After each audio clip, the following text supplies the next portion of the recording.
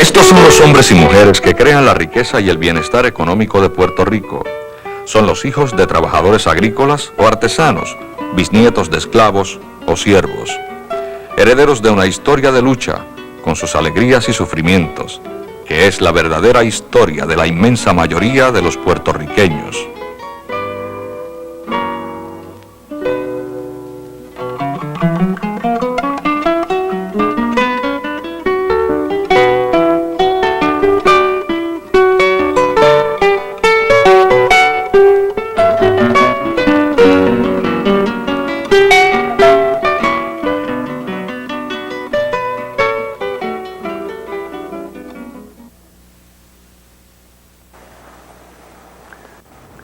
Estudiar la historia es como armar un rompecabezas con piezas escondidas en los lugares más insospechados. Claro está, nos han enseñado a buscar y destacar algunas de ellas, pero el resto, encontrar el resto, exige una toma de conciencia, la intención de incorporar al cuadro general a los olvidados, los esclavos, los peones, los artesanos, es decir, a los trabajadores de siempre. Es la voz de estos personajes la que nos da la otra cara de la historia.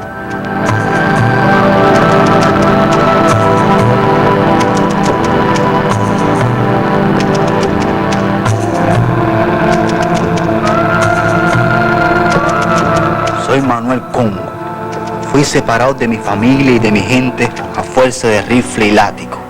Encadenado llegué a Puerto Rico, a donde me vendieron un hacendado, trabajando hasta 20 horas al día cuando llegaba la zafra azucarera.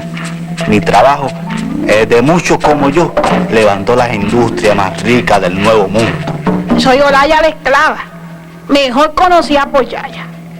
Trabajé junto a los hombres en las tareas más duras de la agricultura.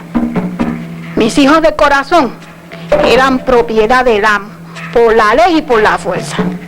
El trabajo era castigo para nosotros. No nos servían para nada, ni progresábamos, ni cambiaban nuestras vías. Fugarnos era lo único para quitarnos de encima al maldito trabajo. En cambio, una minoría se hacía cada vez más rica con el negocio de la esclavitud. Eran reyes, traficantes de esclavos, dueños de barcos, comerciantes, fabricantes de armas y hacendados. La explotación de los esclavos hizo de Puerto Rico el 10º país que más azúcar producía en 1840. Puerto Rico abolió la esclavitud en 1873. En esa fecha, ya otros países usaban una nueva tecnología para producir más y mejor azúcar. Los hacendados de Puerto Rico también querían cambiar el trapiche por la central azucarera. Esperaban comprar la maquinaria con una compensación que el gobierno les iba a dar por cada esclavo liberado. La nueva tecnología hacía más barato pagarle a un trabajador cuando se necesitara que mantener a un esclavo todo el año. El decreto de la abolición de la esclavitud en Puerto Rico en el 1873 marca uno de los hechos más trascendentales en la historia social puertorriqueña. Sin embargo, el mismo no trajo consigo un cambio en la visión de la sociedad blanca sobre la negra o sobre la mulata. Además, los libertos, antiguos esclavos, tuvieron ahora que hacer contratos por 3 largos años o con su antiguo amo, o con un nuevo amo, o con el Estado. Esos contratos se hicieron en base a unos beneficios: comida, casa, medicamentos, herramientas, o por un jornal. Pero estos jornales fueron nominales y ficticios, como muchos de los jornales que recibían los obreros puertorriqueños de finales del siglo XIX y comienzo del siglo XX.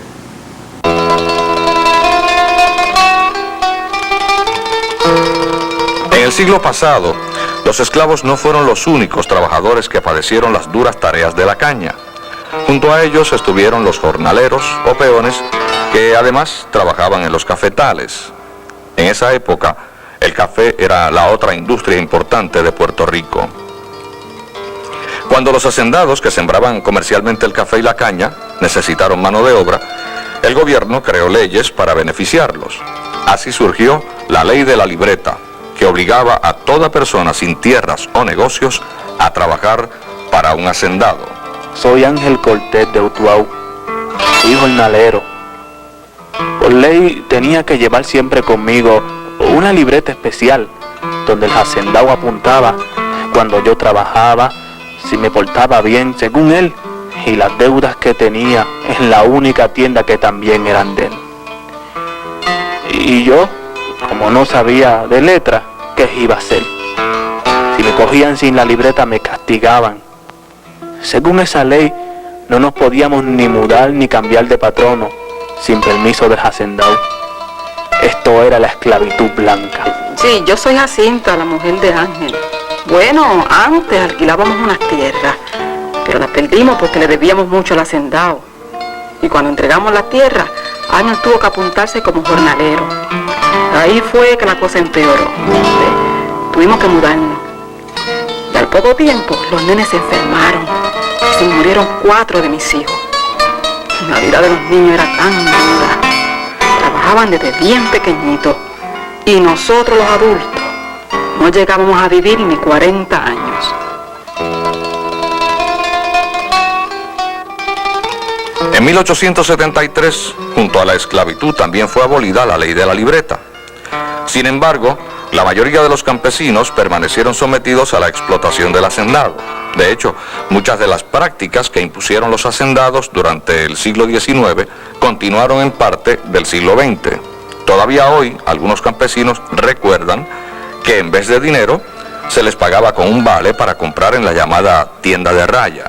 Y después que trabajábamos la semana, pues entonces él nos daba un canto de papel, le jalaba por una libreta, le sacaba un pedazo de una foja, ahí escribía, y teníamos que partir de aquí para allá por casa de Pello Londo, para la sabana, nombrar, a coger lo que nos iban a ganar la semana, que totalmente eran 2 pesos.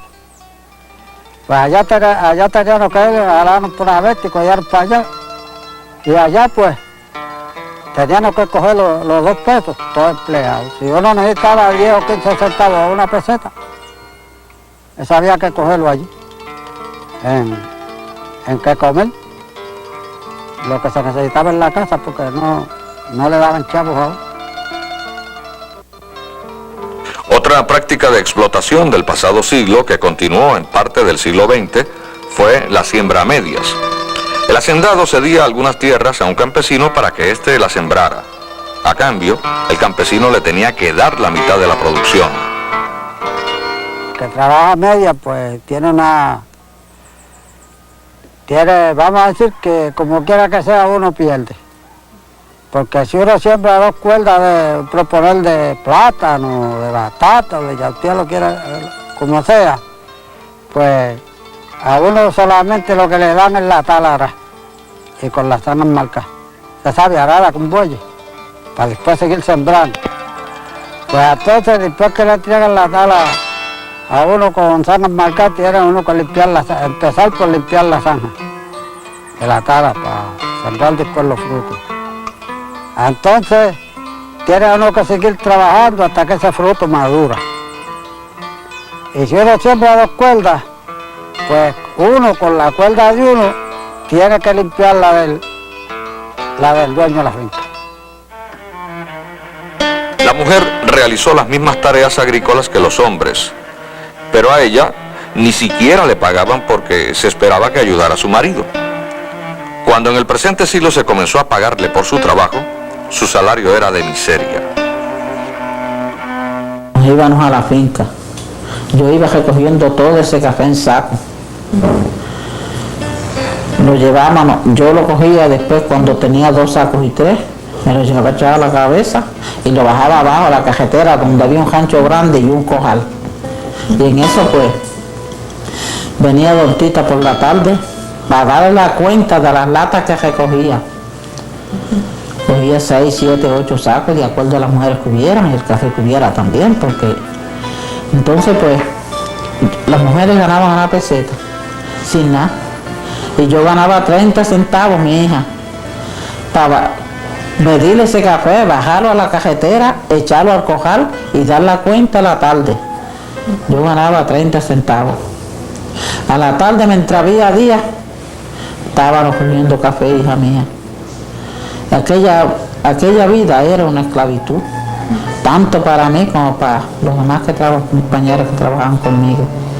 Las condiciones de vida del campesino fueron malas durante el siglo XIX y en gran parte del siglo XX. Estaba mal alimentado y trabajaba de sol a sol. Se sembraba, ¿verdad?, por acá, en la finca. Se sembraba el guineo, se sembraba maíz, se sembraba la batata, ¿verdad?, yuca, ¿verdad?, de todo se sembraba. Entonces eso había que comerlo por la mañana y por la tarde, con mojo de ají. Porque no se podía gastar la peseta, había que dejarla para el vestuario y el zapato. El zapato no, entonces no se usaba zapato. A principios del siglo XX la situación del trabajador de la caña empeoró cuando los hacendados fueron desplazados por corporaciones norteamericanas que llegaron a ser dueñas de casi toda la tierra cultivable de Puerto Rico. Soy Bernabé, fui cortador de caña. Cuando la Guánica Central compró las tierras donde vivía de agregado, tuve que mudarme a un barrio donde no había espacio ni para sembrar ni un cono que vianda para alimentar a la familia. Todo lo que comíamos había que comprarlo y yo no tenía dinero. Ganaba 50 chavos al día y trabajaba de 10 a 14 horas diarias en la zafra. El resto del año estaba desempleado.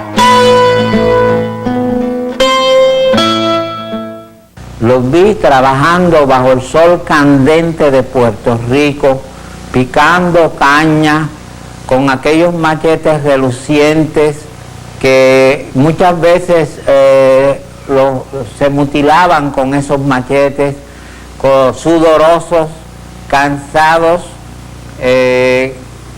Al sudor se le mezclaba la pelusa de la caña, lo cual les producía un fuerte picor en la piel. Aún el día de cobro era difícil para el trabajador de la caña.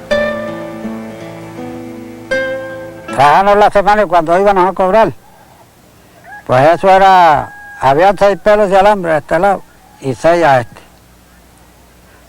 Y era, acá donde entrábamos la gente era bastante anchito, pero según íbamos para allá, entrando, pues se iba haciendo más angosto. Había veces que la gente, algunos se le querían pasar a los otros y pegaban un forcejeo hasta que pegaban.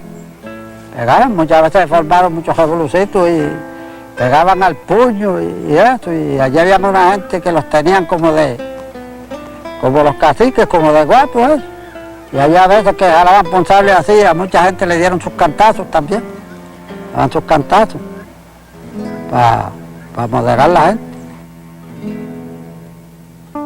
En el siglo pasado, los trabajadores agrícolas no pudieron crear organizaciones para luchar contra los problemas comunes ni para combatir la explotación que los sometía a condiciones de vida miserables. Quienes iniciaron un cambio fueron los trabajadores urbanos, conocidos como artesanos y asalariados.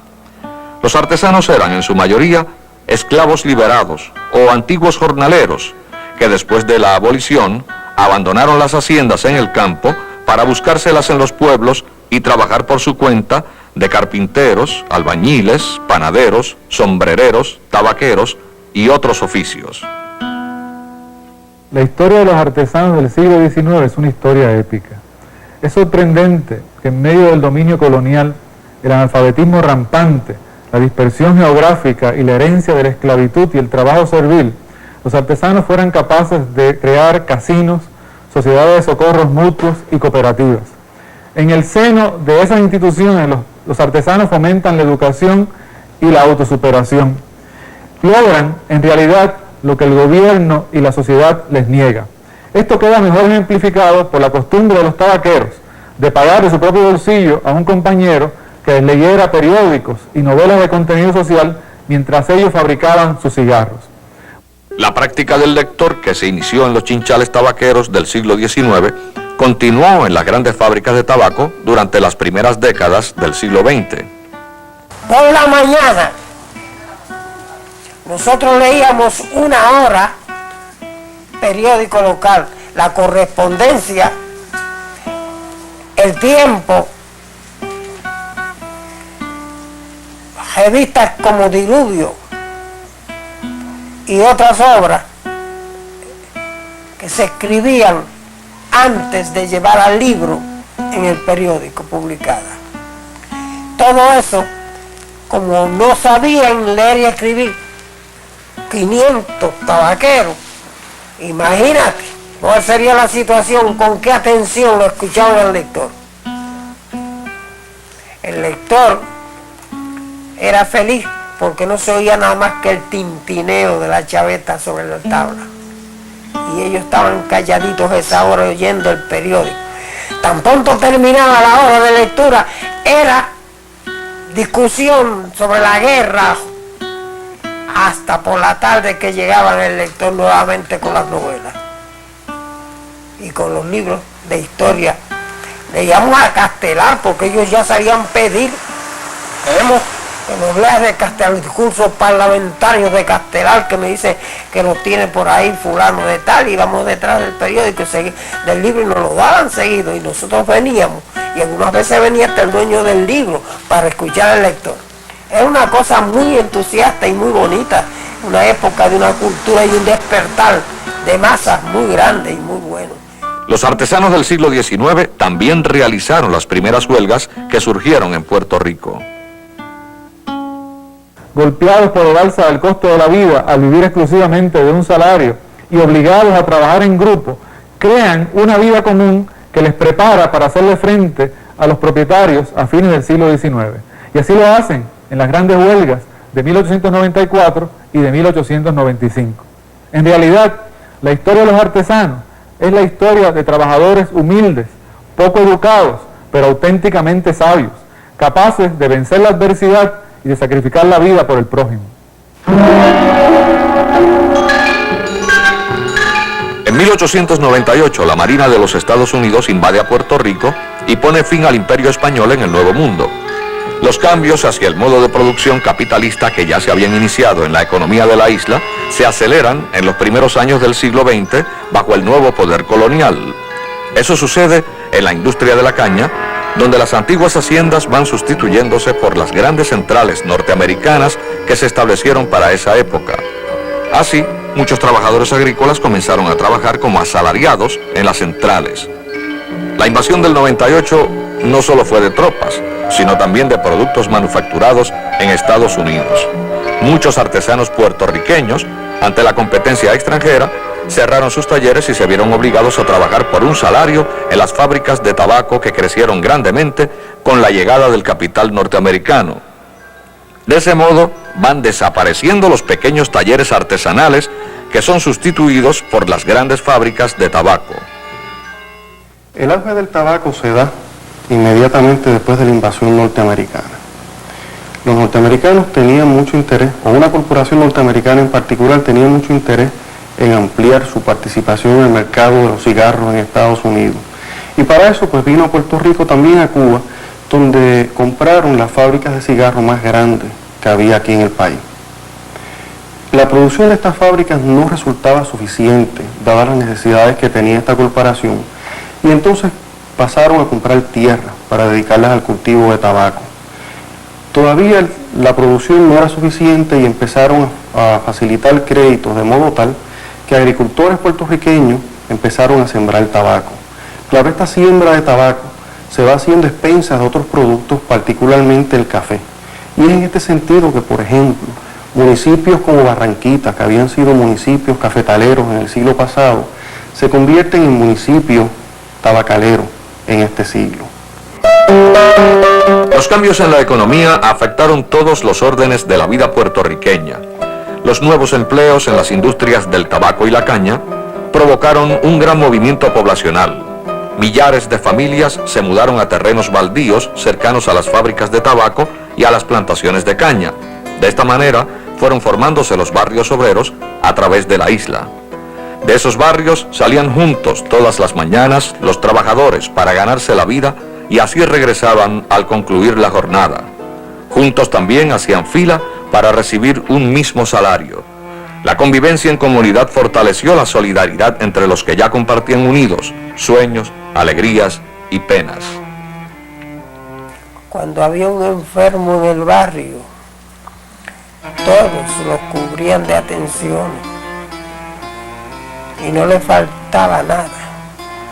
Faltaba médico, faltaba medicina, pero había la planta que traía la vecina para el Guarapillo y había el show que traía la que daba los pases. Aquella mujer no hacía nada en su casa hasta que no levantaba el enfermo. Si se moría le hacían el rosario y los carpinteros del barrio con tablas duras le hacían la caja para llevarlo al cementerio. Es un movimiento de solidaridad al mismo tiempo que se va cuajando, una solidaridad distinta a la que había anteriormente. Es una solidaridad con una cara mulata, negra, pobre, y es una solidaridad que se organiza también en la lucha. La solidaridad fue importante para luchar contra la explotación en las industrias del tabaco y la caña, pero además se necesitaban organizaciones diferentes a las fundadas por los trabajadores urbanos del siglo XIX. Esas antiguas organizaciones servían para gente que trabajaba por su cuenta. Sin embargo, a fines del siglo pasado, ya muchos trabajadores urbanos y agrícolas fueron convirtiéndose en asalariados de las fábricas de tabaco y de las centrales de caña. En 1899 surgió la Federación Libre de Trabajadores, FLT, para unir a todos los que vivían de un salario. El aumento de trabajadores asalariados en la primera década del siglo XX justificó un gran crecimiento de la FLT entre el 1910 al 1920. En esos años comienzan a desarrollarse huelgas militantes de los trabajadores de la caña y el tabaco. Por otro lado, el costo de la vida aumentó tanto que los trabajadores fueron dándose cuenta que la lucha huelgaria por mejores salarios no era suficiente. Pensaron que la solución estaba en obtener poder político para establecer un gobierno de trabajadores que cambiara la economía y las leyes que beneficiaban a los patronos en detrimento de los trabajadores. Para eso la FLT fundó el Partido Socialista en 1915. Las mujeres trabajadoras también se integraron a esas nuevas organizaciones y luchas. Fue en la industria del tabaco donde por primera vez se incorporaron a laborar masivamente las mujeres puertorriqueñas. Y fue también en esta industria donde se desarrolló una división del trabajo donde se pagaba en forma diferencial por cada tarea. Esto implicó que las mujeres fueron reclutadas para las tareas, aquellas tareas por las cuales se pagaba menos, principalmente el despalillado del tabaco. El grueso de las mujeres fueron incorporadas a las tareas del despalillado y las despalilladoras se enfrentaron a este discrimen en forma militante y combativa, luchando por una igualdad de paga por el mismo trabajo. Las despalilladoras fueron protagonistas de muchas huelgas, como la ocurrida en Comerío en la década de los 20 y que ahora nos cuenta La Changa. El portero estaba parado en la puerta. Estaba él parado en la puerta. Nos dice, ¿a qué ustedes vienen? Nosotros dijimos, bueno, nosotros venimos a que usted nos abra la puerta. Porque nosotros, está las compañeras antes, nosotros estamos en la calle. Y nosotros somos madres de familia y nosotros necesitamos comer como ustedes quieren comer. ¿Y el capataz de usted dónde está? ¿A dónde está? Ah, que el capataz se fue para los inodoros. Sí, se fue para los inodoros. Ah, pues mira, para ahí es que nosotros vamos. Entonces, cuando llegamos en la puerta del servicio, le tocamos. ¿Quién toca? ¿Quién toca? Nosotros. Le tocamos nosotros, las trabajadoras que usted tenía que nos tiró a la calle. Salga de ahí, si eres un hombre, salte de ahí a con mujeres. Ah, no, que yo. Entonces, pues, como no abría la puerta, nosotros la abrimos. Entonces, gritaba auxilio. Auxilio de estas mujeres, auxilio de estas mujeres. Nosotros dijimos, usted no tuvo auxilio de nosotros. Cuando nosotros llegamos a las 6 de la mañana aquí, con estos pies, estas jotas, todo en sopa, exprimía, que bajábamos del campo a venir a trabajar aquí, usted no tuvo compasión de nosotros y usted nos tiró a la calle. Pues según usted tuvo valor de tirarnos a la calle, usted va a tener valor de enfrentarse con nosotros a la calle también. Como es Maracolo nos dijo, quédense 2 o 3 mujeres cuidando el almacén. Unas se van por detrás, otras se vienen al frente y otras se van por la parte de abajo. Y ustedes lo vigilan, que no se vaya a meter alguna por tras manos y le abran la puerta y ellas se metan a trabajar. Y si ustedes tienen que haber sangre, hagan la sangre, que para eso estamos nosotros aquí de respuesta. Y así, yo fui una de las que caí frente a la puerta, no más peligro, porque como más picúa que era, pues siempre me daban lo más malo, porque yo siempre era una muchacha picúa, ¿sabes? Y yo gritaba, la vamos a ganar la batalla, la ganamos, ¿Ah? Y las otras por detrás, vigilando, pero cada uno con un canto de palo, ¿sabes? Con un canto de palo, prepara. Ahí estuvieron, entonces vinimos, entonces fueron de acuerdo con todo, entonces llamaron al jefe, lo pusieron frente, entonces le preguntamos, ¿qué usted va a hacer? ¿Ah? ¿Nos va a coger o no nos va a entrar? Ah, no, porque si lo que queda es poco tabaco, y él, entonces nosotros dijimos, no lo hace, si 2 días de trabajo quedan, esos 2 días son para todas completas, porque todas somos madres de familia. Le dijimos nosotros. Entonces, bueno, pues vamos a ver. Entonces, cuando vimos que ganaron la lucha, pues como es Juana Colón, sabía la canción esa. Entonces, pues, nos pegaba. Bueno, vamos a cantar ahora la canción. Pero luchamos, ganamos la batalla y somos triunfadoras y somos ganadoras. Ahora, vamos todos a cantarle esta canción. Vamos todas. Hijos del pueblo que oprimen cadenas, tanta injusticia no puede seguir. Si tu existencia es un mundo de pena, antes de esclavo prefiero morir.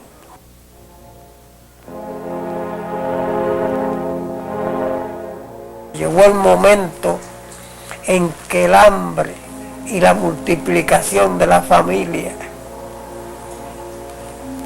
las necesidades crean y produjeron un sistema de lucha y aparecieron los brazos del trabajo que no trabajaron más en la caña si no se le pagaba un precio un poco más alto.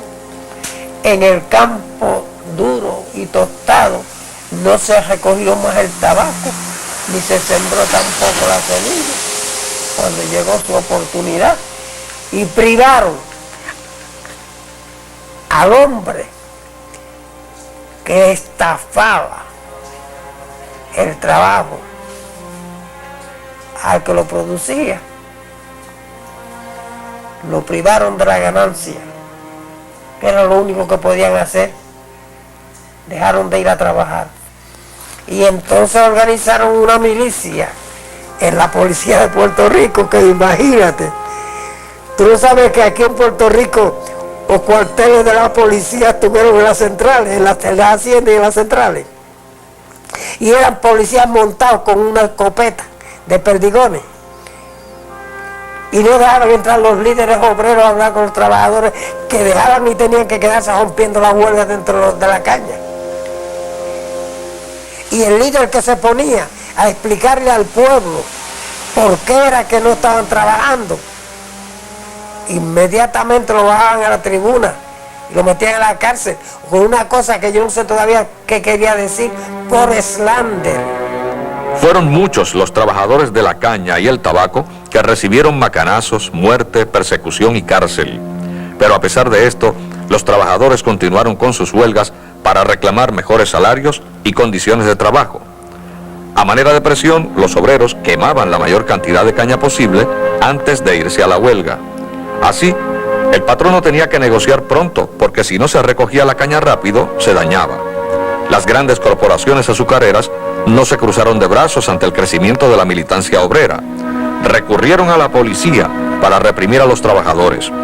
Los obreros le hacían frente al poder del gobierno y de los grandes patronos a través de sus organizaciones principales. Las organizaciones obreras, la Federación Libre de Trabajadores, y luego el Partido Socialista surgieron del deseo de los trabajadores de vivir en una forma diferente y del convencimiento de que para mejorar la vida a cada uno era necesario que se mejorara la forma como se vivía en el país.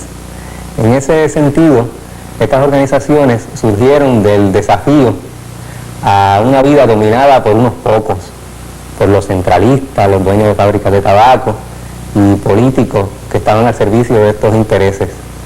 Y surgieron de la solidaridad, del desarrollar entre ellos juntos esa vida distinta a la cual aspiraban. La solidaridad y lucha de la clase trabajadora comenzó a obtener sus frutos. En 1920 el Partido Socialista demostró su fuerza al obtener el 24% de los votos en las elecciones y ganar la alcaldía de 8 municipios. Los pueblos donde habían fábricas de tabaco y zonas cañeras cercanas fueron los lugares donde los socialistas obtuvieron más votos. Esa vida distinta que el movimiento obrero aspiraba puede resumirse en el desarrollo de una verdadera democracia, que es un punto central en el primer programa del Partido Socialista. En ese programa hay medidas específicas para la democratización del país en los diversos órdenes de la vida, tanto en lo político, medidas como para que se votara, en lugar de votar por personas que entonces mandaran, que se votara por ideas, por soluciones, democracia económica, que en lugar de que unos ricos fueran dueños de las fábricas, las centrales, las fincas, estas pertenecieran a las personas que allí trabajaban, que se eliminara la herencia de tal forma que todas las personas nacieran con las mismas oportunidades. Y algo que es muy importante en ese primer programa es lo que ellos llamaban la democracia social, que no hubiera discrimen racial ni por sexo y que se democratizara el disfrute de la vida, que las playas fueran públicas, en aquel momento no lo eran, y que se desarrollaran lugares de baile, lugares de recreación, de tal forma de que todos pudieran gozar, pudieran disfrutar en este país donde se fajaban trabajando. Cada documento o testimonio que encontramos nos revela la importancia de seguir investigando la historia de los trabajadores puertorriqueños. Toda la historia de nuestro país tiene que ser revisada a la luz de estas investigaciones, pero todavía son muchas las preguntas que tenemos que contestarnos. ¿Qué sucedió con el movimiento obrero después de la década de los años 20? ¿Qué pasó con aquel movimiento de autoeducación creado por los mismos trabajadores? ¿A dónde fue a parar la Federación Libre de Trabajadores y el Partido Socialista? ¿Qué sucedió con las luchas feministas de los años 20? Esta historia de los trabajadores no termina aquí. Todavía tienen mucho que decirnos las voces de otros hombres y mujeres sobre la historia de todos nosotros. Un día me dice yo, bueno Luz, ¿por qué tú trabajas tanto?